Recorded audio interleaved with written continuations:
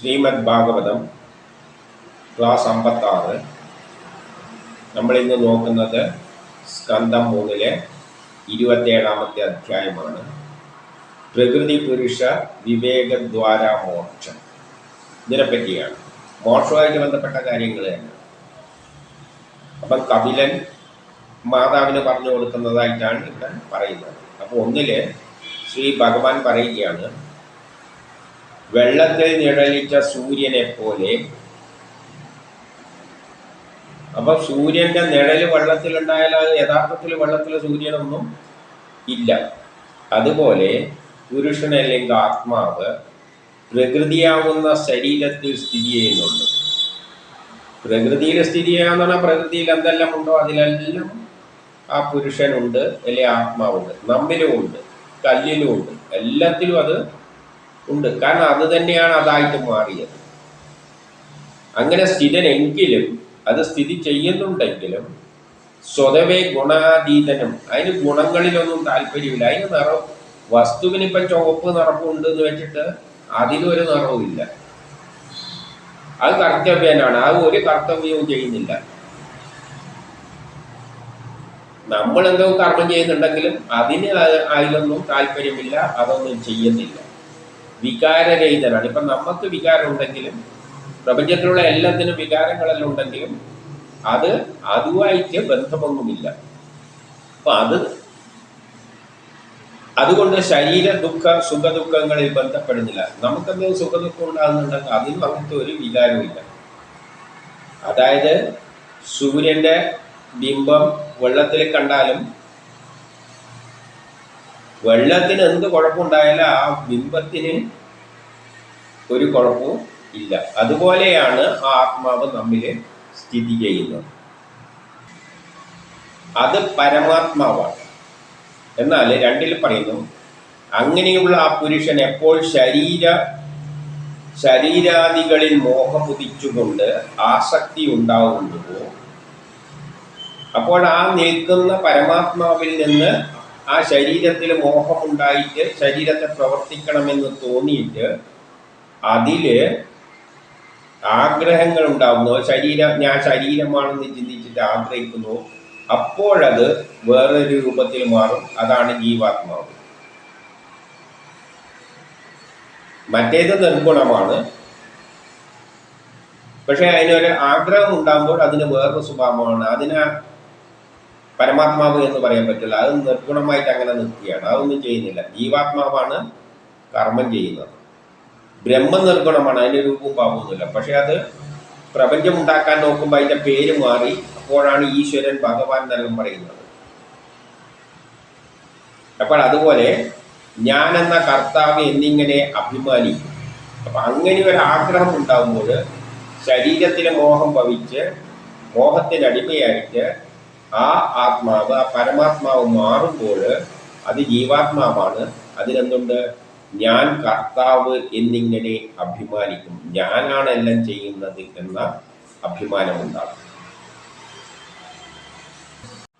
3 പറയുകയാണ്, തന്നിമിത്തം അസ്വാതന്ത്രനാവും. നമുക്ക് സ്വാതന്ത്ര്യമില്ല. ഞാൻ എൻ്റേത് എന്ന ചിന്ത വരുമ്പോൾ പിന്നെ എന്തുണ്ട്? അത് നേടാനുള്ള കാര്യത്തിന് വേണ്ടി നമ്മൾ ഓടി നടക്കും. പിന്നെ ഉത്തരവാദിത്തം നമ്മളെ തലയിൽ വരും. അപ്പോൾ എൻ്റെ സ്വാതന്ത്ര്യം എല്ലാം നശിക്കും. ആനന്ദമീഹീനനും. പിന്നെ സന്തോഷം ഉണ്ടാവില്ല. എപ്പോഴും ആ കാര്യം നേടാൻ വേണ്ടി ഓരോ കാര്യം മനസ്സിലുദിക്കും. അത് നേടാനുള്ള ചിന്തയിലായിരിക്കും ഏത് സമയം ഉണ്ടാവും. നമുക്കതൊന്നും മാറാൻ പറ്റില്ല. രാവിലെ എണീറ്റ് അത് ചെയ്യണമല്ലോ, ഇത് ചെയ്യണമല്ലോ എന്നുള്ള ഓരോ ചിന്തകൾ കയറി വരും. ആ ചിന്ത കയറി വരുമ്പോൾ പിന്നെ സ്വാതന്ത്ര്യവും ഇല്ല, ഒരു സമാധാനവും ഇല്ല, ഒരാനന്ദവും ഇല്ല. അതിനു വേണ്ടിയിട്ട് ഓടി നടക്കലായിരിക്കും. ആസക്തിയോടെയുള്ള കർമ്മങ്ങളാൽ സത്തും അസത്തുമായ, അങ്ങനെ വരുമ്പോൾ എന്ത് പറ്റുന്നു? ആ വ്യക്തികൾ സത്തും അസത്തുക്കളുമായ യോനികളിൽ ഇങ്ങനെ കയറി ഇറങ്ങേണ്ടി വരും. പിന്നെയും ജനിക്കും. ഈ കാലഘട്ടത്തിൽ ചെയ്യേണ്ട ജോലി നമ്മളെ കൊണ്ട് ചെയ്യിപ്പിക്കുന്നു. അടുത്ത കാലഘട്ടത്തിൽ ജനിപ്പിച്ചിട്ട് വേറെ ജോലി ചെയ്യിപ്പിക്കുന്നു. ഇങ്ങനെ മാറി മാറി ജോലി ചെയ്ത് പല യോനികളിൽ ജനിക്കേണ്ടതായിട്ട് വരും. ജനിക്കുകയും മരിക്കുകയും ചെയ്യും. മറ്റുമായ സംസാര മാർഗത്തെ പ്രാപിക്കുന്നു. അപ്പം സംസാര ദുഃഖത്തിൽ അകപ്പെടും. എന്നിട്ട് 4 പറയുന്നു, സംസാരം എന്ന കാര്യം തന്നെ വാസ്തവത്തിൽ ഇല്ല. യഥാർത്ഥത്തിൽ ഇങ്ങനെ സംസാര ദുഃഖങ്ങളൊന്നും ഉണ്ടാകാനുള്ള കാര്യമില്ല. എന്തുകൊണ്ട്? ഇത് ഓൾറെഡി തീരുമാനിച്ചതാണ്. നമ്മൾ ജനിച്ചാൽ മരിക്കുന്നത് വരെ എന്താണ് ചെയ്യേണ്ടതെന്ന് തീരുമാനിച്ചു വെച്ചിട്ടുണ്ട്. നമ്മളത് ചെയ്തു കൊടുക്കുന്ന മാത്രമേ ഉള്ളൂ. അപ്പോൾ ഈ സംസാര ദുഃഖത്തിനൊന്നും കാര്യമില്ല. അതുപോലെ യാന്ത്രികമായിട്ട് കമ്പ്യൂട്ടർ മാതിരി അങ്ങനെ പോകേണ്ടതാണ് നമ്മളും. ഉദാഹരണമായിട്ട് നമ്മളൊരു നാടകത്തിൽ അഭിനയിക്കുമ്പോൾ ചിലപ്പോൾ നമ്മൾ അടി കൊള്ളുന്ന മാതിരി കൊള്ളേണ്ടി വരും. അടി കൊള്ളുന്ന മാതിരി അഭിനയിക്കുകയോ അടി കൊള്ളിയോ എന്തൊക്കെ വേണ്ടി വരും. റിയാലിറ്റിക്ക് വേണ്ടിയിട്ട് ചിലപ്പോൾ അടി കൊള്ളേണ്ടി വരും. അപ്പം നമുക്ക് വിഷമമൊന്നും തോന്നുന്നില്ല, അതിൽ സന്തോഷമേ തോന്നുന്നുള്ളൂ, കാരണം അഭിനയിക്കുകയാണ്. അതുപോലെ ജീവിതത്തിൽ നമ്മൾ അനുഭവിക്കാനുള്ള ഒരു പ്ലാൻ നമ്മളെ ശരീരത്തിൽ ഉണ്ടാക്കിയിട്ടുണ്ട്. അതിനാണ് ജീവാത്മാവ് എന്ന് പറയുന്നത്. ആ പ്ലാൻ അനുസരിച്ച് കാലാകാലങ്ങളിൽ നമ്മൾ ചെയ്തു പോവുകയാണെങ്കിൽ പിന്നെ സുഖവും ദുഃഖം എന്തിനാണ്? സംസാര ബന്ധങ്ങൾ ഒന്നും ഇല്ല ഇതിനകത്ത്. യഥാർത്ഥത്തിൽ അതൊന്നും ഇല്ലെങ്കിലും പക്ഷെ എന്താണ് പറ്റുന്നത്? നമ്മളെ ജീവിതത്തിൽ നാടകത്തിൽ അഭിനയിക്കുന്ന മാതിരിയല്ല, സ്വപ്നത്തിൽ അനർത്ഥം വന്നു ചേരുന്നത് ഏതുപോലെയോ എന്നാൽ സ്വപ്നത്തിൽ നമ്മൾ നാടകത്തിൽ അഭിനയിക്കുമ്പോൾ നമുക്ക് പ്രശ്നമില്ല. പക്ഷെ സ്വപ്നത്തിൽ നമ്മൾ അതും ഒരു അഭിനയമല്ല, എന്തെല്ലോ കാണുന്നുണ്ട്. പക്ഷെ എന്നാലെല്ലാം നമുക്ക് വിഷമം, മനസ്സിന് ടെൻഷനിൽ അടിക്കുന്നുണ്ട്. അതുപോലെയാണ് ഇത് എന്ന് പറയുകയാണ്. ജീവാത്മാവിന് സംസാര വിട്ടുപോകുകയില്ല. അപ്പോൾ നമ്മൾ ഈ ഞാനെന്ന ചിന്ത ഉണ്ടായിപ്പോയാൽ നമുക്ക് ഈ സുഖവും ദുഃഖവും എല്ലാം ഉണ്ട്. അതുകൊണ്ട് ഞാനെന്ന ചിന്ത അങ്ങ് മാറ്റി വെച്ചേച്ചാൽ മതി. ഇത് ഞാൻ ചെയ്യേണ്ടതാണ്, ഞാൻ ജനിച്ചതിനാണ്, ഇതങ്ങ് ചെയ്തു കൊടുക്കുന്നു എന്ന് വെച്ച് കഴിഞ്ഞാൽ നമുക്ക് ഒരു ദുഃഖമില്ല, നാടകത്തിലെ പോലെ ജീവിക്കാൻ പറ്റും. അത് അതിനനുസരിച്ച് മനസ്സുണ്ടാക്കിയെടുക്കണം, അത് കുറച്ച് പാടാണ്. പഞ്ചനെന്ന് പറയുന്നു, അതിനാൽ കൊള്ളരുതാത്തതിൽ പറ്റിച്ചേർന്ന മനസ്സിനെ ഈ മനസ്സിനെ കൊണ്ടുപോയിട്ട് അതും ഇതിലും കൊണ്ട് പറ്റിപ്പിക്കരുത്. മനസ്സ് കാമായിട്ടിരിക്കണം, എന്തും വരട്ടെ എന്ന നിലയിൽ മനസ്സിനെ കൊള്ളരുതാത്ത കാര്യങ്ങളിൽ പറ്റിച്ചേർക്കാതെ ബലവത്തായ ഭക്തിയോടുകൂടി, ഭക്തി എന്ന് പറയുമ്പോൾ ഈ ശക്തിയാണ് നമ്മളെ കൊണ്ട് ഇത് ചെയ്യിക്കുന്നത്. ഒരു ശക്തി പിന്നിലുണ്ട്, ആ ശക്തിയാണ് ചെയ്യിക്കുന്നത്. അതിനു വേണ്ടി ഞാൻ ചെയ്തു കൊടുക്കുന്നു. ഇതാണ് ഭക്തി. നമ്മൾ ചെയ്യേണ്ട കാര്യം അതിനായിട്ട് ചെയ്തു കൊടുക്കുന്നു. ഇതാണ് ഭക്തി.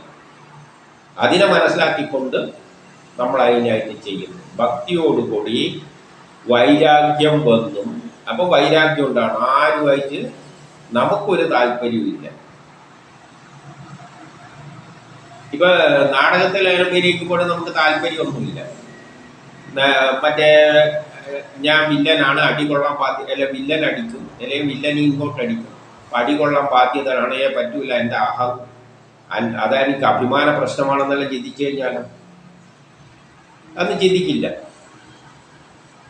എന്താണോ അതുപോലെ അഭിനയിക്കുള്ളൂ, ആ മനസ്സോടുകൂടി. അപ്പം നമുക്ക് വൈരാഗ്യമാണ് അവിടെ ഉള്ളത്, നമുക്ക് വേറെ ആഗ്രഹങ്ങളൊന്നുമില്ല. അതുപോലെ ജീവിതത്തിലും വൈരാഗ്യം കൊണ്ടും എല്ലാം എന്തു പറ്റും? മെല്ലെ നിയന്ത്രിച്ചു കൊണ്ടുവരണം. നമ്മളെ മനസ്സിനെ ഇങ്ങനെ വൈരാഗ്യം ഉണ്ടാക്കിയിട്ട് മെല്ലെ നിയന്ത്രിച്ചു കൊണ്ടുവരണം. ഇനി 6 തൊട്ട് 11 വരെ ഉള്ള കാര്യങ്ങളെല്ലാം എന്തെല്ലാം ചെയ്യേണ്ടതെന്ന് ചുരുക്കി അങ്ങ് പറഞ്ഞു വെച്ചിരിക്കുകയാണ്. ശ്രദ്ധയോടെ യമനിയമങ്ങൾ പാലിക്കണം. യമനിയമങ്ങൾ എന്ന് പറഞ്ഞാൽ യമനിയമം ഓരോന്നും 10 വെച്ചിട്ടുണ്ട്. നമ്മൾ ബന്ധങ്ങളെല്ലാം, കുടുംബ ബന്ധങ്ങളെല്ലാം ഉപേക്ഷിക്കേണ്ട കാര്യങ്ങളെല്ലാം അതിൻ്റെ അകത്ത് വരുന്നത്. ആദ്യം തന്നെ ബ്രഹ്മസമാക്ഷാത്കാരം ഇല്ലെങ്കിൽ സമാധിയിലേക്കെല്ലാം പോകേണ്ടവർ ആദ്യം തന്നെ ബന്ധങ്ങളെയെല്ലാം ഉപേക്ഷിച്ചിട്ട് മനസ്സ് ശുദ്ധമാക്കിയിട്ട് എല്ലാത്തിലും ബ്രഹ്മത്തെ കണ്ട്, പിന്നെ ഫ്രണ്ട്സും അയൽവാസികൾ ഇങ്ങനത്തെ ചിന്തയൊന്നും വരാൻ പാടില്ല. അങ്ങനെയുള്ള യമനിയമങ്ങൾ മൂലാവ യോഗമാർഗങ്ങളിലൂടെ പരിശീലിക്കുക. യോഗത്തിൽ പറഞ്ഞിട്ടുണ്ട്, അഷ്ടാംഗ യോഗത്തിലെ യമനിയമങ്ങളിലൂടെയെല്ലാം സമാധിയിലേക്ക് പോകുന്നത്. ഒരാൾ സമാധിയിലേക്ക് പോകുന്നുണ്ടെങ്കിൽ ആദ്യം എല്ലാം ഉപേക്ഷിച്ച് എല്ലാം പോകണം. അത് ഈ നിയമത്തിലുണ്ട്. എല്ലാത്തിലും ബ്രഹ്മത്തെ കാണാൻ പഠിക്കണം. ഹിന്ദു, മുസ്ലിം, ക്രിസ്ത്യാനി, ശത്രു, അയൽവാസി, എൻ്റെ മക്കൾ, ഈ ചിന്തയൊന്നും പിന്നെ പാടില്ല. ഇതെല്ലാം പാലിച്ചിട്ടല്ലേ പോകാൻ പറ്റൂ. യോഗമാർഗത്തിലൂടെ പരിശീലിച്ചും നിഷ്കപടമായ പ്രേമത്തോടെ, കാപട്യമില്ലാത്ത പ്രേമം എന്ന് പറഞ്ഞോള് ആ ശക്തിയെ മനസ്സിലാക്കുന്നേ ഉള്ളൂ. അതിൽ നിന്നും നമ്മളൊന്നും പ്രതീക്ഷിക്കുന്നില്ല. നമുക്കൊന്നും വേണ്ട. ആ ശക്തിയാണ് നമ്മളെ കൊണ്ടുപോകുന്നത്. പിന്നെ നമ്മളെന്താ ചോദിക്കാൻ കിടക്കുന്നു? ചോദിച്ചാൽ കിട്ടാനും പോകുന്നില്ല. നമ്മളെ കൊണ്ടുപോവാണ് ഇന്ന വഴിയിലൂടെ. വല്ലതും തരാനായി ഉദ്ദേശിക്കുന്നിട്ട് ആ സമയത്ത് തരും. അല്ല ചോദിച്ചോണ്ടൊന്നും കിട്ടാനും പോകുന്നില്ല. അപ്പം കപടമായ പ്രേമത്തോടും എന്നെ സംബന്ധിച്ച കഥകളോടും ആ കഥകളിൽ തന്നെ മനസ്സിനെ ഏകീകരിക്കുക. ഈ പറയുന്ന വേദങ്ങൾ പറയുന്ന വേദം മുഴുവൻ പറയുന്ന ഇതാണ്. എല്ലാം ആ ശക്തിയാണ് നമ്മിലൂടെ ജയിപ്പിക്കുന്നത്. നമ്മളൊന്നും അല്ല എന്നാണ്. നമ്മൾ ഈ ഞാനെന്ന ചിന്ത ഉണ്ടാകുന്നതിനെ പറ്റി തന്നെയാണ് ഇവിടെ ആദ്യം തൊട്ട് അവസാനം വരെ പറയുന്നത്. എന്നാലും തലക്കേറില്ല. അതുകൊണ്ട് ആ കഥകളോടും അത് കേട്ടുകൊണ്ടിരിക്കുക. എപ്പോഴെങ്കിലും തലക്കേറിയാൽ കയറട്ടെ. സർവ ചരാചരങ്ങളോടും സമഭാവനയോടും, കാണുന്നതിനെല്ലാം സമഭാവന, എല്ലാത്തിനെയും സമമായി കാണണം. പട്ടിയായാലും പൂച്ചയായാലും, ഹിന്ദു ആയാലും, മുസ്ലിം ആയാലും, ക്രിസ്ത്യാനിയായാലും, ബ്രാഹ്മണനായാലും, ക്ഷത്രിയനായാലും, വൈശ്യനായാലും, ശൂദ്രനായാലും, എല്ലാത്തിനെയും, ശത്രുവായാലും മിത്രമായാലും എല്ലാത്തിനെയും ബ്രഹ്മമായിട്ട് കാണുക. സമഭാവനയോടും. ഇതെല്ലാം ആദ്യമേ ഉള്ള കാര്യങ്ങളാണ്. ആത്മീയവാദികൾക്ക് ആദ്യം ഇതുണ്ടാണ്. എങ്കിലേ സനാതനധർമ്മം, ആർഷഭാരത സംസ്കാരം എന്നെല്ലാം പറയുന്നതിൽ അർത്ഥമുള്ളൂ. കാരണം അതിൻ്റെ സത്തയാണിത്. ഇത് ഉൾക്കൊള്ളാൻ പറ്റില്ലെങ്കിൽ പിന്നെ ഞാൻ ആർഷഭാരത സംസ്കാരം, മറ്റേ ഹിന്ദുത്വം എന്നെല്ലാം പറയുന്നതിൻ്റെ അർത്ഥം എന്താണ്? സനാതനധർമ്മം എന്നെല്ലാം. ഇതാണ് സനാതനധർമ്മം. എല്ലാത്തിലും ബ്രഹ്മത്തെ കാണാൻ പഠിക്കുക. സമഭാവനയോടും ആരിലും ശത്രുതയില്ലാതെ,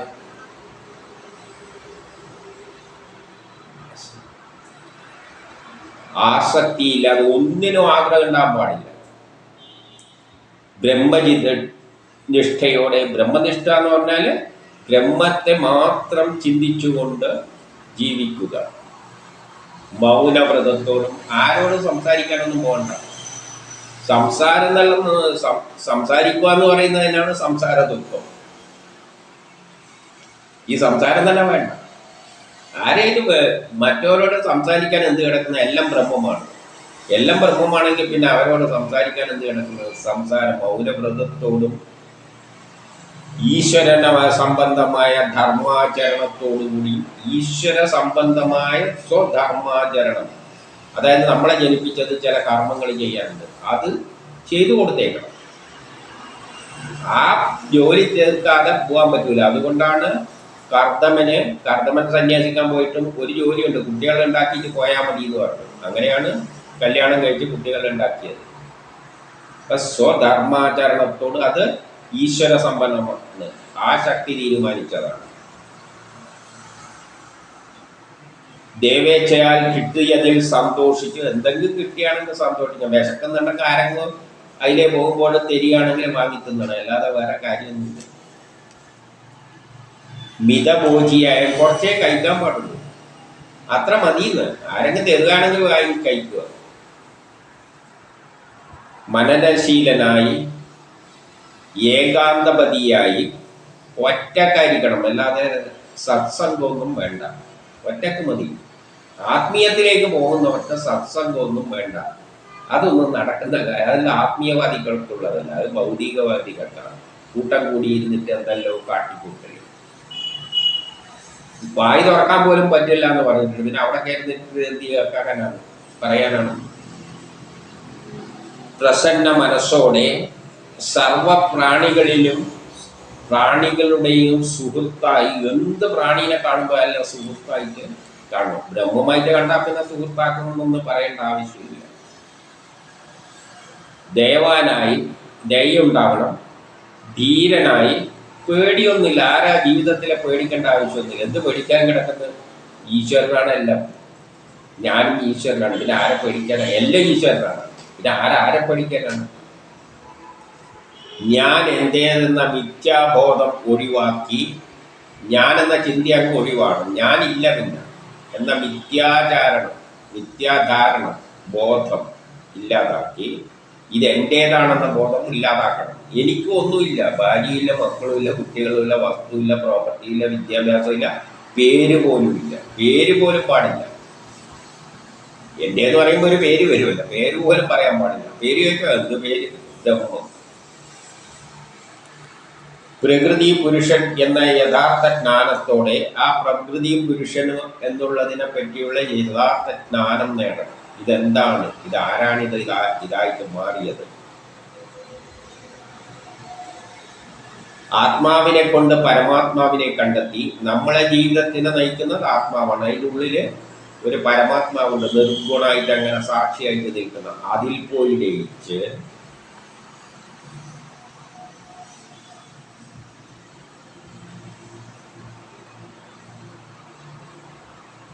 നേത്രത്തേനെ കാണുന്ന സൂര്യനെ യഥാർത്ഥ സൂര്യനായി കണ്ടുകൊണ്ട്, നമ്മൾ ഈ കാണുന്ന സൂര്യൻ യഥാർത്ഥ സൂര്യനല്ല, അതൊരു മായയിലൂടെയാണ്.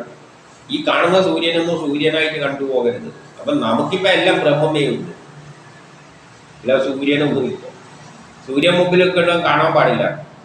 കണ്ണെല്ലാം പ്രവർത്തനം ഇല്ലാതെ ആയിപ്പോണം. സൂര്യനെ നോക്കിക്കഴിഞ്ഞാലും ഒന്നും കാണാൻ പോകുന്നില്ല. കാണുന്നത് എന്താണ്? ആ ഉൾക്കണ്ണില് ബ്രഹ്മം മാത്രമേ കാണുള്ളൂ. ഈ കണ്ണെല്ലാം ഫങ്ഷൻ ഇല്ല. സൂര്യനെ നോക്കിക്കഴിഞ്ഞാലും ഒന്നും കാണാനില്ല. ആ അവസ്ഥയിൽ എത്തണം. യഥാർത്ഥ ബ്രഹ്മമാണ് സൂര്യനായ. യഥാർത്ഥ സൂര്യനായി കണ്ടുകൊണ്ട്, യഥാർത്ഥ സൂര്യൻ എന്താണ്? ബ്രഹ്മമാണ്. സ്വന്തം ആത്മാവിൽ ദൃഷ്ടി പതിപ്പിച്ച്, നമ്മുടെ ദൃഷ്ടി എപ്പോഴും ആത്മാവിലായിരിക്കണം. വേറെ സൂര്യനിലേക്കൊന്നും പോകേണ്ട ആവശ്യമില്ല. ഉപാധിരഹിതനായി എനിക്കൊരു ഉപാധിയുമില്ല. കാര്യപ്രപഞ്ചത്തിൻ്റെ പ്രകാശമായ സർവസ്ഥലത്തും വ്യാപിച്ചിരിക്കുന്ന ആ അഖണ്ഡ ബ്രഹ്മത്തെ പ്രാപിക്കുന്നു. അങ്ങനെ പോകുന്നവര് എന്തായി മാറും? ആ അഖണ്ഡ ബ്രഹ്മത്തിൽ പോയി വിലയം പ്രാപിക്കും. അപ്പം ഇങ്ങനെയെല്ലാം ജീവിച്ചാൽ മതി, അപ്പോഴേ ബ്രഹ്മസാക്ഷാത്കാരം കിട്ടും. അല്ലാതെ ഒരു ദിവസം എണീറ്റ് പോയിട്ട് സമാധി എന്ന് പറഞ്ഞ് ഇരിക്കാൻ പറ്റുന്ന പരിപാടിയൊന്നുമല്ല ബ്രഹ്മസാക്ഷാത്കാരം. ഇന്ന് ഞാൻ കൃത്യം 8 മണിക്ക് സമാധിയാവെന്ന് പറഞ്ഞ് എണീച്ചു പോയി ഇരിക്കേണ്ടതല്ല ബ്രഹ്മസാക്ഷാത്കാരം. ഇങ്ങനെ യമനിയമങ്ങളെല്ലാം പാലിച്ച്, ബന്ധങ്ങളെയെല്ലാം ഉപേക്ഷിച്ച് എല്ലാത്തിലും ബ്രഹ്മത്തെ കാണണം. അല്ലാതെ അവനെ കയറ്റണ്ട കേട്ടോ, അത് അയൽവാസിയാണ്. അവരെയൊന്നും ഞാൻ മരിച്ചു കഴിഞ്ഞാൽ കയറ്റണ്ട. ഞാൻ മരിച്ചതിൻ്റെ ക്ഷണം വേണ്ടിക്ക് എന്നെ എടുത്തിട്ട് ഇങ്ങനെയല്ല, എൻ്റെ ശരീരം എടുത്തിട്ട്, ശരീരം കളയലാണ് ഈ പരിപാടി. ഇത് ശരീരം എടുത്തിട്ട് ഇങ്ങനെയല്ലായിട്ട് അവരെ വിളിച്ചാൽ മതി എന്നെല്ലാം പറയുന്നതൊന്നും ബ്രഹ്മസാക്ഷാത്കാരത്തിനുള്ള വഴിയല്ല. ഇനി 12 മുതൽ 13 വരെ ഇവിടെ എന്താണ് പറയുന്നതെന്ന് വെച്ചാൽ, സൂര്യബിംബം സ്ഥലത്തിൽ പ്രതിഫലിക്കും. അപ്പൊ സൂര്യന്റെ ബിംബം ഒരു വെള്ളത്തിൽ തട്ടിയിട്ട് നമ്മളെ ചുമരുമ്പിൽ വരും. സൂര്യന്റെ ബിംബം പുറത്ത് മഴ പെയ്തിട്ടുണ്ടെങ്കിൽ ആ വെള്ളത്തിൽ തട്ടിയിട്ട് നമ്മളെ ചുമരിൽ അത് വരും. അപ്പൊ ഈ ചുമരിലുള്ള സൂര്യനെ നമ്മൾ എവിടെയാണ് കാണേണ്ടത്? ആ വെള്ളത്തിലെ ബിംബത്തിലാണ് ആദ്യം നോക്കുക. ഇതെവിടെ നിന്ന് വരുന്നത് നോക്കുമ്പം ആ വെള്ളത്തിൽ നിന്നാണ്, മുറ്റത്തെ വെള്ളത്തിൽ നിന്നാണ് അത് വരുന്നത്. അവിടെ എത്തിയിട്ട് അതെവിടെ നിന്നാണ് വരുന്നത് നോക്കുമ്പോൾ ആകാശത്തിൽ കാണും. അതുപോലെ സൂര്യബിംബത്തെ സ്ഥലത്തിൽ വന്ന് പതിക്കുന്നതിൽ ജലത്തിൽ കണ്ടുകൊണ്ട് അതിനെ യഥാർത്ഥ സൂര്യത്തിൽ നീ കാണുന്നത് പോലെ ത്രിഗുണ സംബന്ധമായ ഭൂതങ്ങൾ, ഇന്ദ്രിയങ്ങൾ, നമ്മുടെ ഈ ശരീരത്തിലെല്ലാം ഉള്ള ആത്മാവിനെ ആദ്യം നമ്മൾ എവിടെ കാണണം? അകത്തുള്ള ജീവാത്മാവിൽ കാണണം. ആ ജീവാത്മാവിൽ കണ്ടതിൻ്റെ ശേഷം അവിടെ നിന്ന് കടഞ്ഞിട്ട് അതിലപ്പുറമുള്ള പരമാത്മാവിൽ, നിർഗുണമായ പരമാത്മാവിനെ നമ്മൾ എത്തിക്കണം. ഇനി 14.16 ഈ 14.16 പറയുന്നത് എന്താണെന്ന് വെച്ചാൽ, ഭൂതങ്ങൾ, നമ്മുടെ ശരീരത്തിലെ ഭൂതങ്ങൾ, സൂക്ഷ്മ തന്മാത്രകൾ, ഇന്ദ്രിയങ്ങൾ, മനസ്സ്, ബുദ്ധി, അതായത് ഞാനെന്ന് ചിന്തിക്കുന്നതിൻ്റെ പിന്നിലുള്ള എല്ലാം എന്നിവ ഹേതുവായി ഉറങ്ങുന്ന സമയത്ത് അസത്തിൻ്റെ തുല്യമായ അവസ്ഥയിൽ ലയിച്ചിരിക്കുമ്പോൾ, ഗാഠനിദ്രയിൽ, സ്വപ്നം കാണുമ്പോഴല്ല, ഗാഠനിദ്രയിൽ ലയിച്ചിരിക്കുമ്പോൾ ആര് ഉണർന്നിരിക്കുന്നുണ്ട്? യാതൊരു ആത്മതത്വം അവിടെ നിദ്രയില്ലാതെയും അഹംഭാവമില്ലാതെയും നിന്നുകൊണ്ട് സാക്ഷ്യരൂപമായി നശിച്ചിക്കാതെ ഇരിക്കുന്നുണ്ടോ? പക്ഷെ നമ്മളെന്നാലും ഞാനെന്ന വികാരമൊന്നുമില്ല, നല്ല ഗാഠനിദ്രയിൽ. പക്ഷെ അപ്പോഴും അതിലൊരു സാക്ഷിയായിട്ടൊരു കക്ഷി ഇരിക്കുന്നുണ്ട്, ഞാനെന്ന ഭാവമൊന്നും ഇല്ലാതെ. അതാണ് ശരീരത്തെ നമ്മളെപ്പം പ്രവർത്തിപ്പിക്കുന്നത്, സമയത്തൊന്നും ഉണർത്തുന്നത്. ആ ശക്തിയെ പക്ഷെ നമ്മൾ അത് മനസ്സിലാക്കുന്നില്ല സാധാരണ രീതിയിൽ. അതായത് ധനം നഷ്ടപ്പെട്ടു പോയവൻ എല്ലാം നശിച്ചു എന്ന് കരുതുന്നത് പോലെ, അതായത് ഉറങ്ങുമ്പോൾ ഞാനില്ലാതെ ഒന്നുമില്ല. പിന്നെ ഉറങ്ങുന്ന ഗാഠനിദ്രയിൽ നമ്മളില്ല എന്നാണ് നമ്മൾ ചിന്തിക്കുന്നത്. പക്ഷെ അല്ല, നമ്മളവിടെയുണ്ട്. ഏത്? ആ സാക്ഷി രൂപത്തിലുള്ള ശക്തി അവിടെയുണ്ട്. യഥാർത്ഥത്തിൽ അതാണ് നാം. ഈ സത്യം മനസ്സിലാക്കുകയാണ് ബ്രഹ്മസാക്ഷാത്കാരത്തിനുള്ള വഴി. ആ ബ്രഹ്മസാക്ഷത്തെ, അതിനെ പ്രാപിക്കാനുള്ള വഴി ഈ സത്യത്തെ ഇങ്ങനെയുള്ള ഗാഠമായ നിദ്രയിലുള്ള സമയത്തും നമ്മളെ ഒരു സാക്ഷി രൂപത്തിൽ ഉള്ളിലിരിക്കുന്ന ആ ശക്തിയെ തിരിച്ചറിയുകയാണ്. അതിനെ പ്രാപിക്കാൻ ആദ്യം അതിനെ തിരിച്ചറിയണം. അങ്ങനെ ഒന്നുണ്ട് എന്ന് തിരിച്ചറിയണം. നമ്മളിപ്പോൾ ഞാനുണ്ട് എന്ന് ചിന്തിക്കുന്നതാണ്. പക്ഷെ ഒന്ന് ചിന്തിച്ചു നോക്കൂ, ഗാഠനിദ്രയിൽ ഞാനില്ലാലോ. അപ്പം പിന്നെ എന്താണ് ഉള്ളത്? അപ്പം നമ്മൾ ഞാനില്ല എന്ന് ആ സമയത്ത് ഞാനില്ല എന്ന് പറയും. പക്ഷെ യഥാർത്ഥത്തിൽ ഞാനില്ലേ എന്ന് ചോദിച്ചു കഴിഞ്ഞാൽ ഈ ഞാനെന്നതൊരു തോന്നൽ മാത്രമാണ്. യഥാർത്ഥത്തിൽ ഞാനെന്ന് പറയുന്ന അന്നേരവും ഞാൻ ജീവിച്ചിരിക്കുന്നുണ്ട്, ഞാൻ മരിച്ചിട്ടൊന്നുമില്ല. യഥാർത്ഥ ഞാൻ ഗാഠനിദ്രയിലുമുണ്ട്, അല്ലാത്ത സമയത്തുമുണ്ട്. പക്ഷേ നമ്മൾ ഞാനെന്ന് ചിന്തിക്കുന്ന ഈ ഞാൻ ഗാഠനിദ്രയിലില്ല. അപ്പോൾ യഥാർത്ഥത്തിലുള്ള ഞാൻ ഏതാണെന്ന് മനസ്സിലാക്കണം. അതിൻ്റെ അകത്ത് സാക്ഷി രൂപത്തിൽ നിൽക്കുന്ന ഒരു കക്ഷിയുണ്ട്, അതാണ് ഞാൻ എന്ന് മനസ്സിലാക്കണം. അപ്പോൾ മാത്രമേ അതിനെ പ്രാപിക്കുവാൻ പറ്റുകയുള്ളൂ. അപ്പോൾ ഇനി 17 ദേവാഹൂതി ചില സംശയങ്ങൾ ചോദിക്കുകയാണ്. അപ്പം 17 ദേവാഹൂതി ചോദിക്കുകയാണ്, പ്രകൃതിയും പുരുഷനും പരസ്പര ആശ്രയമുള്ളതുകൊണ്ടും ശാശ്വത സ്ഥിതി ഉള്ളതുകൊണ്ടും ഒരിക്കലും വിട്ടുപിരിയുന്നില്ലല്ലോ. പ്രകൃതിയും പുരുഷനും രണ്ടും ദ്വയമാണ്. അതുകൊണ്ട് അത് ഒന്നായിട്ട് നിൽക്കാൻ പറ്റില്ല. അത് ശാശ്വതമായ സ്ഥിതിയിലാണ് ഉള്ളത്. ശാശ്വതമായ സ്ഥിതിയിൽ അത് ഒന്നായിട്ട് നിൽക്കാൻ പറ്റില്ല. അത് ഒരിക്കലും വിട്ടുപിരിയുന്നല്ലോ എന്ന് പറയുകയാണ്. ഇത് രണ്ടും വിട്ടുപിരിയുന്നില്ലല്ലോ. പരമാത്മാവും നമ്മുടെ പ്രകൃതി എന്ന് പറയുമ്പോൾ ഈ ശരീരം എടുക്കാം. ഇത് രണ്ടും ചേർന്നുകൊണ്ടാണ് എപ്പോഴും ഉള്ളത്. ഇനി 18 ഏതുപോലെ എന്നാൽ ഗന്ധത്തിനും ഭൂമിക്കും എപ്രകാരം വേറിട്ട് നിൽക്കാനാവുകയില്ലയോ. ഗന്ധസാധന ഭൂമിയായിട്ട് ബന്ധിപ്പിച്ചിട്ടാണ് പറയുന്നത്.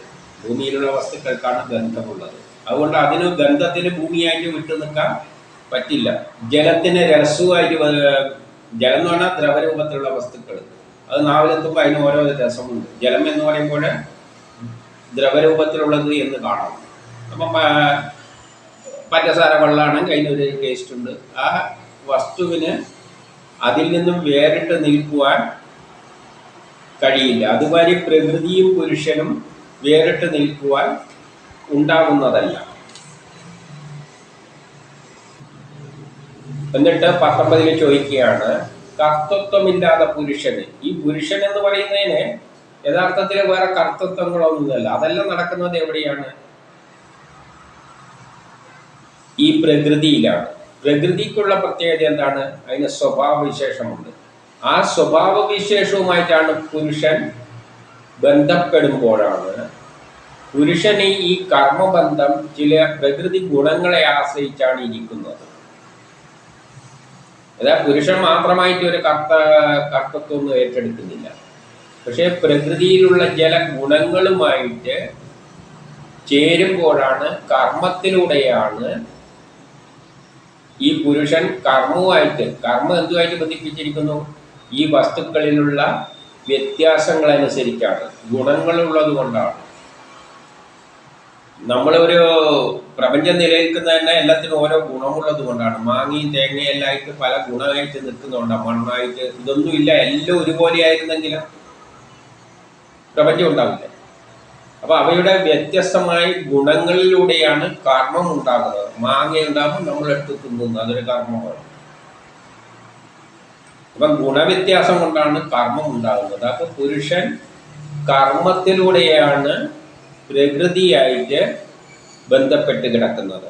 ആ പ്രകൃതി ഗുണങ്ങൾ എപ്പോഴും ഉണ്ടായിരിക്കുകയും ചെയ്യും. ആ പ്രകൃതി ഗുണം എപ്പോഴും ഉണ്ടായിരിക്കുകയും ചെയ്തു. അപ്പോൾ പ്രകൃതിയിൽ നിന്ന് അതിന് വിട്ടുനിൽക്കുന്നത് എങ്ങനെ? വിട്ടുനിൽക്കാൻ പറ്റില്ല ആ പുരുഷന്. എൻ്റെ 20-ൽ പറയുകയാണ്, ചില നേരത്ത് തത്വവിചാരത്താൽ നമുക്കെന്ത് പോകും? നീങ്ങിപ്പോയ ഉഗ്രമായ സംസാര ഭയം.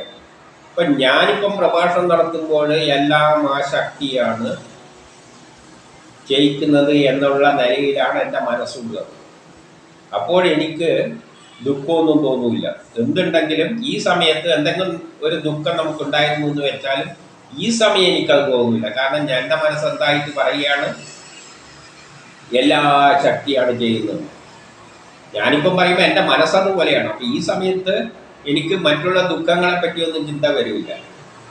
അത് പക്ഷേ ഈ നിമിഷത്ത് മാത്രമാണ്. ഞാനിതെല്ലാം മതിയാക്കിയിട്ട് വീട്ടുകാര്യത്തിൽ ഇറങ്ങുമ്പോൾ അവിടെ അതേ പഴയ അവസ്ഥയാണ്. ഞാനെന്ന ചിന്ത വരും, ദുഃഖങ്ങൾ വരും, അത് വരും, ഇത് വരും. അപ്പൊ ചില നേരത്ത് തത്വവിചാരത്താൽ നീങ്ങിപ്പോയ ഉഗ്രമായ സംസാര ഭയം, അതായത് ഇങ്ങനെ ഇതുമായിട്ട് ചിന്തിച്ചിരിക്കുമ്പോൾ നമുക്ക് ഭയമെല്ലാം ചിലപ്പോൾ കുറച്ച് നേരത്തേക്കൊന്ന് മാറിക്കിട്ടും. തത്കാരണത്താൽ തന്നെ, അതേ കാരണം കൊണ്ട് തന്നെ ആ നിമിഷം തെറ്റുമ്പോൾ എന്തു പറ്റും? നീങ്ങാൻ വീണ്ടും വന്നണയുന്നു. അത് പിന്നെയും നമ്മളെ മനസ്സിൽ പിടികൂടും. അതായത് പറയുന്നതല്ല, നമ്മൾ ചിലപ്പം പറയുന്നില്ലേ, പറയാൻ എളുപ്പമാണ്, പക്ഷെ കാര്യത്തോടെടുക്കുമ്പോൾ ഇതെല്ലാം പറയാം. നമ്മൾ പറയും എല്ലാവരോടും, നീ അടിപിടിയൊന്നും കൂടുതൽ കേട്ടാ, നല്ല സംയമനമെല്ലാം പാലിക്കണം എന്നെല്ലാം പറയും. പക്ഷേ ചില നിമിഷം വരുമ്പോൾ നമ്മളും അടിപിടി കൂടും. അപ്പം അങ്ങനെ ചില നിമിഷത്തിൽ ഇത് വരുന്നുണ്ട്. പക്ഷെ ബാക്കിയുള്ള സമയത്തിൽ എന്തായിരുന്നു? പഴയ അവസ്ഥയിൽ എത്തിപ്പോകുന്നുണ്ട്. അപ്പം ഇതിനുള്ള പരിഹാരമെല്ലാം പറഞ്ഞു കൊടുക്കേണ്ടത്. ഈ സംശയങ്ങൾക്കെല്ലാം പരിഹാരം. ചില നിമിഷത്തിൽ ഇതിപ്പോൾ ഇങ്ങനെ ഉപദേശിക്കുമ്പോൾ എല്ലാം ശരി തന്നെയാവും. പക്ഷെ അത് വിട്ടിട്ട് കുറച്ചങ്ങോട്ട് പോകുമ്പോൾ എന്ത് പറ്റും? പിന്നെയും പഴയ മാതിരി തന്നെ ആകും. ഇപ്പോൾ 21 മുതൽ 23 വരെ ശ്രീ ഭഗവാൻ പറയുകയാണ്. ഇപ്പം ഭഗവാൻ പറയുന്നത് എന്താണെന്ന് വെച്ചാൽ, അമ്മയോട് പറഞ്ഞു കൊടുക്കുന്നത് എന്താണെന്ന് വെച്ചാൽ, പറയുമ്പോൾ കേൾക്കുമ്പോൾ ഇതുണ്ട്, പിന്നെ മാറി. പക്ഷെ അത് അങ്ങനെ കേട്ടുകൊണ്ടൊന്നും പറ്റില്ല. എന്ത് വേണം? സ്വയം തന്നെ പ്രാക്ടീസ് ചെയ്തിട്ട് അത് നേടിയെടുക്കണം. അല്ലാതെ കേൾക്കുമ്പോൾ ഇങ്ങനെയെല്ലാം തോന്നുന്നു, ശരി ഇങ്ങനെ ആയിക്കളയാന്ന് വെച്ചാൽ. പക്ഷെ കേട്ട് കഴിഞ്ഞ് തിരിച്ചെത്തുമ്പോഴേക്ക് നമ്മളെ വീട്ടിൽ നിന്ന് അച്ഛനും അമ്മയെല്ലാം പറയാം, ഇങ്ങനെയെല്ലാം വരുമാണ് പുറത്തു പോയ കുട്ടികളോട്. ശരി എന്നെല്ലാം പറഞ്ഞ് നല്ലതില്ലാതെ പോകുമ്പോൾ വീട് വിട്ട് പുറത്തെത്തുമ്പോഴേക്ക് കാര്യങ്ങളെല്ലാം പോയിട്ടു. അപ്പം അങ്ങനെയുള്ള അവസ്ഥയിൽ എന്ത് ചെയ്യണമെന്നാണ് പറയുന്നത്? നിഷ്കാമ കർമ്മത്താൽ എന്ത് ചെയ്യുമ്പോഴും നമുക്ക് എന്ന ചിന്തയാദ്യം ഒഴിവാക്കുക. അത് പ്രാക്ടീസ് ചെയ്യുക. നമ്മൾ ഈ ചെയ്യുന്നതൊന്നും എനിക്ക് വേണ്ടിയല്ല, ആ ശക്തിക്ക് വേണ്ടിയാണ്. എന്ത് ചെയ്യുമ്പോഴും. പിന്നെയോ സ്വധർമ്മത്താൽ നമ്മൾ ചെയ്യേണ്ട ധർമ്മം ചെയ്തു കൊടുക്കുക. നമുക്കത് ചെയ്യാനുള്ള കർമ്മം ഉണ്ടെങ്കിൽ അത് ചെയ്തു കൊടുക്കുക. എന്തെങ്കിലും ആഗ്രഹിച്ചു കൊണ്ടല്ല, കാമത്താലല്ല, നിർമ്മലമായ അന്ധകരണത്തോടുകൂടി. അന്ധകരണം എപ്പോഴും നിർമ്മലമായിരിക്കണം. ദീർഘകാലത്തെ ഭഗവത് ശ്രദ്ധയോടും ഭഗവാനെ തന്നെ ശ്രദ്ധ അർപ്പിച്ചുകൊണ്ട് ദീർഘകാലം അങ്ങനെ കഴിയണം. ദൃഢമായ എന്നിലെ ഭക്തിയാലും ആ ഭക്തി ദൃഢമായിരിക്കണം, ആ വിശ്വാസം ദൃഢമായിരിക്കണം. ഇങ്ങനെ ഒരു ഈശ്വരനുണ്ട്, അതാണ് നയിക്കുന്നത് എന്നുള്ള വിശ്വാസം ദൃഢമായിരിക്കണം. തത്വദർശനത്തോടുകൂടിയ ജ്ഞാനത്താലും, അവിടെ ഇത്തരം ജ്ഞാനങ്ങൾ ആരെങ്കിലും പറഞ്ഞു തരുമ്പോൾ അതിനെ തത്വത്തിൻ്റെ അടിസ്ഥാനത്തിൽ മനസ്സിലാക്കി വെക്കുക. ശാസ്ത്രീയമായി തന്നെ ഈ തത്വം മനസ്സിലാക്കുക. വെറുതെ തത്വത്തിൻ്റെ അടിസ്ഥാനത്തിലുള്ള ജ്ഞാനം, ശാസ്ത്രത്തിൻ്റെ അടിസ്ഥാനത്തിൽ തന്നെ നമ്മൾ ഈ സംഗതികൾ, ഇതിപ്പോൾ ശാസ്ത്രത്തിൻ്റെ അടിസ്ഥാനത്തിലാണ് പറയുന്നത്. നമ്മളെ ജനിപ്പിച്ചത് ഒരു കർമ്മം ചെയ്യാനാണ്, അത് ചെയ്തു കൊടുക്കുക. അല്ലാതെ ഞാനെന്നതിന് അവിടെ പ്രശസ്തിയില്ല. ഞാനെന്ന ചിന്തയുണ്ടാക്കുന്നത് നമ്മളെ കൊണ്ട് ചെയ്യിപ്പിക്കാൻ വേണ്ടിയാണ്. അതില്ലാതെ തന്നെ ഞാൻ ചെയ്യാൻ തയ്യാറാണ് എന്ന നിലയിലുള്ള ഒരു മനസ്ഥിതി ഉണ്ടാക്കിയെടുക്കുക. ബലവത്തായ വൈരാഗ്യം ഉണ്ടാക്കണം. ഒന്നിനോടും താല്പര്യമില്ലാത്ത ഒരവസ്ഥ മനസ്സിലുണ്ടാക്കണം. എനിക്കൊന്നും വേണ്ട എന്ന അവസ്ഥ ഉണ്ടാക്കിയെടുക്കണം. തപസ്സോടുകൂടിയ ധ്യാനത്താലും എപ്പോഴും ആ ഒരു ലക്ഷ്യത്തിൽ കൂടി മനസ്സിനെ ആ ചിന്തയിലേക്ക് നയിച്ചു കൊണ്ടുപോകുക. എപ്പോഴും ആ ചിന്ത മാത്രം. അങ്ങനെ മനസ്സിനെ ഏകാഗ്രമാക്കുക. അചഞ്ചലമായ ആത്മസംയമനത്താലും, ഒന്നിനെയും നമ്മളെ ഇളക്കാൻ പാടില്ല. പറ്റാത്ത വിധത്തിലുള്ള മനസ്സ് ദൃഢമാക്കി വെക്കുക. ആത്മാവിനെ സംബന്ധിച്ച അവിദ്യ, പ്രകൃതി ഇവിടെ വെച്ച് തന്നെ അപ്രത്യക്ഷമാകും. അങ്ങനെ ചെയ്തു കഴിഞ്ഞാൽ ഇത് സ്വയം പ്രാക്ടീസ് ചെയ്താലേ പറ്റുള്ളൂ. അല്ലാണ്ട് ഇത് കേട്ടോണ്ട് ഞാനിപ്പം പറഞ്ഞു തന്നുകൊണ്ട് കപില അമ്മയോട് പറയുകയാണ്, ഈ പറഞ്ഞു തരുമ്പം കുറച്ച് കഴിയുമ്പോഴും മാറും. പക്ഷെ അതൊന്നും പറ്റില്ല. ഇങ്ങനെ ചെയ്താൽ അവിദ്യാവുന്ന ഈ പ്രകൃതി, കാണുന്ന പ്രകൃതി ഇവിടെ വെച്ച് തന്നെ അപ്രത്യക്ഷമാകും. അത് പ്രാക്ടീസ് ചെയ്ത് കഴിഞ്ഞാൽ പിന്നെ ഈ ലോകമൊന്നും നമ്മൾ കാണാൻ പോകുന്നില്ല. നമ്മളെ ശ്രദ്ധയിൽ ഈ ലോകമൊന്നും വരില്ല. നമ്മളെ അവയവമെല്ലാം ഇനിയൊന്നും കാണുകയും ഇല്ല. കണ്ണെല്ലാം അങ്ങ് മൂടിപ്പോകും, അവയവങ്ങളെല്ലാം നശിച്ചു പോകും, ഇന്ദ്രിയങ്ങളെല്ലാം നശിച്ചു പോകും. ഒന്നും കാണാൻ പോകുന്നില്ല. ഒരു കുരുടനെന്തോ കാണാൻ പറ്റും. ആ അവസ്ഥയിലാക്കാം. കണ്ണുണ്ട്, പക്ഷെ നമ്മൾ കുരുടനായി മാറും. നമ്മളെ നാഡികളൊന്നും പ്രവർത്തിക്കില്ല, തലച്ചോറിലെ ബ്രെയിനുകളൊന്നും പ്രവർത്തിക്കില്ല. സന്യാസത്തിലേക്ക് തിരിഞ്ഞു പോകുമ്പോൾ അവസാനത്തുള്ള അവസ്ഥയാണ്. അവനൊന്നും കാണില്ല. അവൻ ഇരുട്ടത്ത് നിൽക്കുന്ന മാതിരിയാണ്. ബ്രഹ്മത്തെ മാത്രം. ഇരുട്ടത്ത് നമുക്ക് കണ്ണടച്ചാൽ ഒരു നല്ല വെളിച്ചം കാണാം. അവനാ വെളിച്ചത്തിൽ തന്നെ ആ ബ്രഹ്മത്തിൽ ലയിച്ചിരിക്കും. ഇനി 24 പറയുകയാണ്, ഭോഗങ്ങൾ അനുഭവിച്ച് കഴിഞ്ഞതും. അപ്പോൾ ആഗങ്ങളെല്ലാം ഭോഗങ്ങൾ അനുഭവിച്ച് കഴിയുക എന്ന് പറയുമ്പോൾ ബ്രഹ്മചര്യം കഴിഞ്ഞിട്ട് ഗൃഹസ്ഥാശ്രമം കഴിഞ്ഞിട്ട് നമ്മളെ കർമ്മങ്ങളെല്ലാം ചെയ്ത് തീർത്തവനാണെങ്കിൽ അവനും ഉപേക്ഷിക്കപ്പെട്ടവനും, ഭോഗങ്ങളൊന്നും എനിക്ക് താല്പര്യമൊന്നുമില്ല, ചെറുതിലെ തന്നെ എല്ലാം ഈ വിരക്തി വന്നു ഉപേക്ഷിക്കപ്പെട്ടവനും നിരന്തരം ദോഷമായിട്ടുള്ള പ്രകൃതിയിൽ, ഈ പ്രകൃതി എന്ന് പറയുന്നത് നിരന്തരം ദോഷമായിട്ടുള്ളതാണ്. ആ പ്രകൃതിയിൽ നിന്നും നമ്മളെ മനസ്സിനെ മാറ്റണം. ഉപേക്ഷിച്ചു കഴിഞ്ഞാൽ എല്ലാ ഭോഗസുഖങ്ങളും ഉപയോഗിച്ചാൽ പിന്നെ പ്രകൃതിയെ എന്തിനാണ്? ഈ ദുഷിച്ച പ്രകൃതിയെ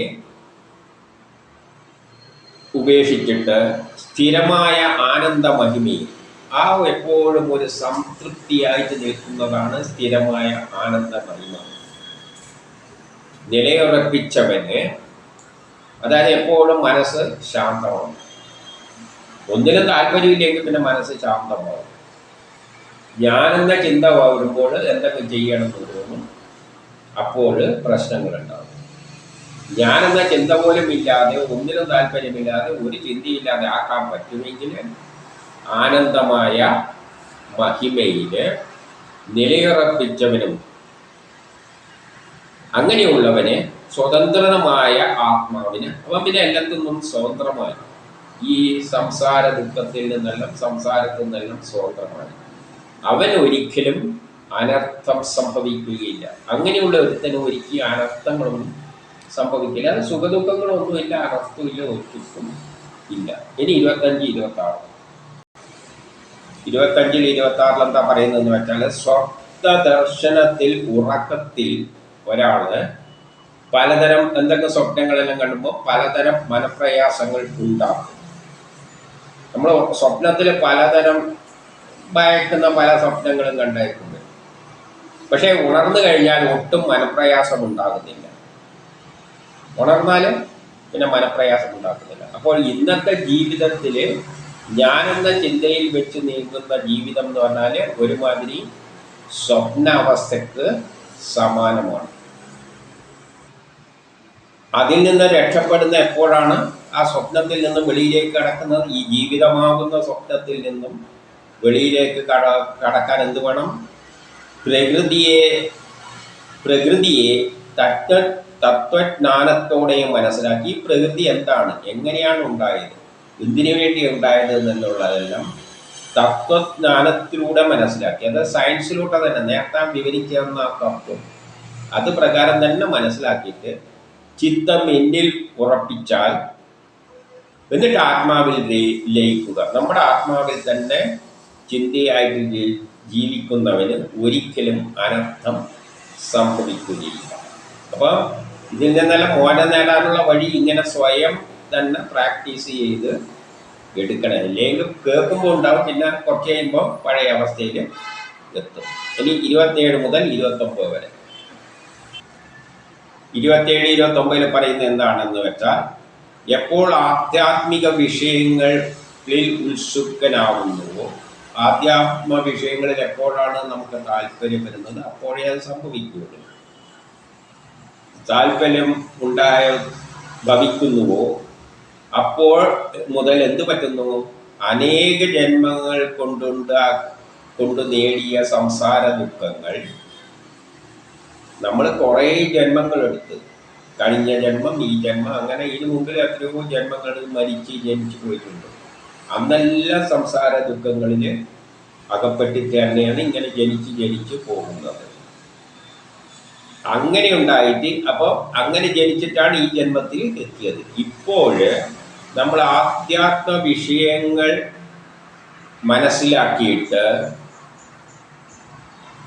ബ്രഹ്മലോകം വരെയുള്ള എല്ലാ ലോകങ്ങളിലും വിരക്തനായി മാറിയ ഭക്തൻ ഇപ്പം ഈ ജന്മത്തിൽ, അപ്പം കഴിഞ്ഞ ജന്മത്തിലെല്ലാം വിഷയസുഖങ്ങളെല്ലാം ഉണ്ടായിക്കൊണ്ട് ദുഃഖങ്ങളെല്ലാം ഉണ്ടായിട്ടാണ് ഈ ജന്മത്തിൽ എത്തിയിരിക്കുന്നത്. ഈ ജന്മത്തിൽ നമ്മൾ ഈ ആധ്യാത്മിക വിഷയങ്ങളിലെല്ലാം താല്പര്യമുണ്ടായിട്ട് ബ്രഹ്മലോകം വരെയുള്ള 7 ലോകമുണ്ടല്ലോ, 14 ലോകമുണ്ടല്ലോ, 14 ലോകത്തിലും വിരക്തി വരണം. പറഞ്ഞ ഈ ലോകത്തിലുള്ള പ്രപഞ്ചത്തിൻ്റെ കാര്യത്തിലേ താല്പര്യം ഉണ്ടാകാൻ പാടില്ല. ഈ 14 ലോകങ്ങളിലും വിരക്തി ഭവിച്ചാൽ വിരക്തനായിട്ട് തീർന്ന ഭക്തൻ. അങ്ങനെ അതിലെല്ലാം ഈ 14 ലോകങ്ങളിലും താല്പര്യമില്ലാതെ വിരക്തി വന്ന് ഭക്തനായവൻ, എന്നെ ഭജിക്കുന്നവൻ, എൻ്റെ പ്രസാദത്താൽ, അപ്പോൾ ഞാൻ അനുഗ്രഹിച്ച അവനിൽ എന്തുണ്ടാവും? ആത്മതത്വബോധം നേടി കൈവല്യം നേടിയവനായി ഭവിക്കും. അപ്പോൾ അവന് ഞാൻ പ്രസാദിക്കും, അവന് കൈവല്യം നേടാം. അത് എപ്പോൾ സംഭവിക്കും? ഈ ജന്മത്തിൽ തന്നെ പ്രാപിക്കും. ആ പരമമായ പദം പൂകാൻ പറ്റും എപ്പോഴും? ഈ ജന്മത്തിൽ. അപ്പം കഴിഞ്ഞ ജന്മത്തിലൊന്നും സംഭവിച്ചിട്ടില്ല, അതിങ്ങനെ കഷ്ടപ്പെട്ട് വന്ന് ഈ ജന്മത്തിൽ വന്നു. ഇപ്പോൾ ആത്മബോധം ഉണ്ടായി. എന്നിട്ട് ഈ ലോകത്തിൽ ഈ ലോകമല്ല, 14 ലോകത്തിലും താല്പര്യം നശിച്ചിട്ട് വിരക്തി വന്നിട്ട് എന്നെ തന്നെ ആശ്രയിച്ചാൽ ഈ ജന്മത്തിൽ എന്താകാം? ജന്മസാക്ഷാത്കാരം നേടാം. അല്ലെങ്കിൽ ഈ ജന്മത്തെ പറ്റില്ല, ഇനി അടുത്തതിൽ പോയി ട്രൈ ചെയ്താൽ.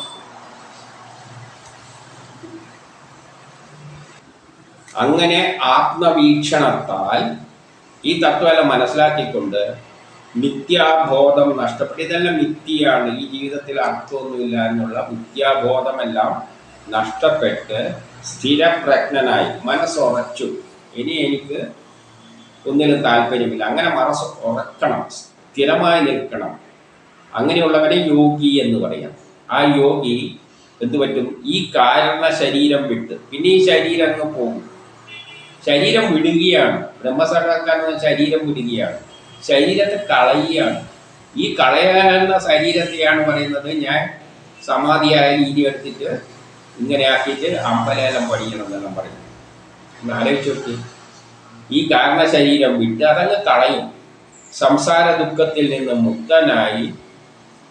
മുക്തനാകും. പിന്നെ അയാൾ തിരിച്ചു വരില്ല. പിന്നെ ഈ ലോകമായിട്ട് ഒരു ബന്ധുവായില്ല.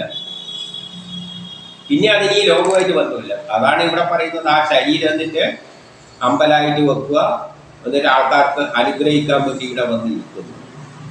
പിന്നെ ഈ ലോകമായിട്ട് ഒരു ബന്ധമില്ല. പിന്നെ ഈ ശരീരം കളഞ്ഞതാണ്. ഈ ശരീരം പിന്നെ എങ്ങനെയാണ് അനുഗ്രഹിക്കാൻ നിൽക്കുന്നത്? ഈശ്വരനായിട്ട് ശരീരം നിൽക്കുക എന്നെല്ലാം പറയുമ്പോൾ ഇതെല്ലാം നമ്മളെ വേദപുരാണങ്ങൾ വായിച്ചാൽ അതിൽ ജനങ്ങൾക്ക് അറിവുണ്ടെങ്കിൽ ഇതൊന്നും നടക്കില്ല. ഇത് ആർക്കും ഒരു വിവരവുമില്ല. വേദപുരാണങ്ങളിൽ എന്താ പറയുന്നതെന്നൊന്നും ആർക്കും ഒരു വിവരമില്ല. ഓരോരുത്തർ വായിക്കുമെന്ന് ഓരോന്ന് പറയും, ജന ഇത് പിന്നാലെ കൂടും. ഇനി അവസാനം 30 എന്ത് പറയുന്നതെന്ന് വെച്ചാൽ യോഗമഹിമ. അങ്ങനെ യോഗാഭ്യാസത്തിലൂടെയെല്ലാം മഹിമയ വളർന്ന് നമ്മൾ പ്രാക്ടീസ് ചെയ്തുകൊണ്ട് വളർന്ന് ആ ബ്രഹ്മത്തോടടുക്കുന്ന അവസ്ഥയിലെത്തുമ്പോൾ മറ്റുള്ളവയുമായി പിന്നെ ഒരു ബന്ധവുമില്ലാതെ, മറ്റുള്ളതുമായിട്ട് ഒരു ബന്ധവുമില്ല, ലോകകാര്യങ്ങളിലൊന്നും ഒരു ബന്ധമില്ലാതെ ആകുന്ന സിദ്ധന്റെ മനസ്സ് പിന്നെ അതിലൊന്നും പതിക്കാൻ പാടില്ല. അങ്ങനെയുള്ള സിദ്ധന്റെ മനസ്സ് പിന്നെ അത്തരം കാര്യങ്ങളിലൊന്നും പതിയാതിരിക്കുമ്പോൾ അവൻ എന്ത് പറ്റും? സായുജ്യം പ്രാപിക്കും. സായുജ്യം പ്രാപിക്കുക എന്നാണ് ബ്രഹ്മസാക്ഷാത്കാരം നേടും. പിന്നെ മൃത്യുദേവന്റെ അട്ടഹാസം സംഭവിക്കില്ല. അതായത് പിന്നെ മൃത്യുദേവൻ അവിടെ ഒരു കാര്യമില്ല, മരണമില്ല, പിന്നെ ജനനമില്ല. മരണം കഴിയുമ്പോഴാണ് ജനനം, പിന്നെ ഈ ജനനം. ഇത് ബ്രഹ്മത്തിൽ ലയിച്ചു കഴിഞ്ഞാൽ പിന്നെ മരണമൊന്നുമില്ല. ശരീരത്തെ എല്ലാം എടുത്ത് കളഞ്ഞു കഴിഞ്ഞു. പിന്നെ എന്തെന്താണ് മരിക്കേണ്ടത്? അവിടെ ഒന്നും മരിക്കാനില്ല. അതോടുകൂടി അവൻ സായുജ്യം പ്രാപിക്കും. പിന്നെ ഈ ലോകമായിട്ട് അവനൊരു ബന്ധവും ഇല്ല.